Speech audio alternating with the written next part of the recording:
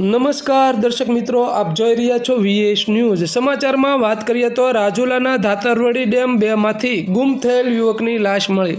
સમગ્ર વિગતની વાત કરીએ તો રાજુલાના બીડીકમદાર સોસાયટીમાં રહેતા 17 વર્ષનો યુવક રાજુભાઈ ઉચેનભાઈ જોખિયા 3 દિવસ પહેલાં ગુમ થયા હોવાના ફોટાઓ વાયરલ થયા હતા। ત્યારે આજે ગુમ થયેલ યુવકની ધાતરવડી ડેમ 2માંથી લાશ મળી આવતા ચકચાર મચી। આ યુવકની લાશ મળી આવતા રાજુલા હોસ્પિટલ ખાતે ખસેડવામાં આવ્યો હતો। રાજુલા જનરલ હોસ્પિટલ ખાતે લોકોના ટોળા એકઠા થયા હતા।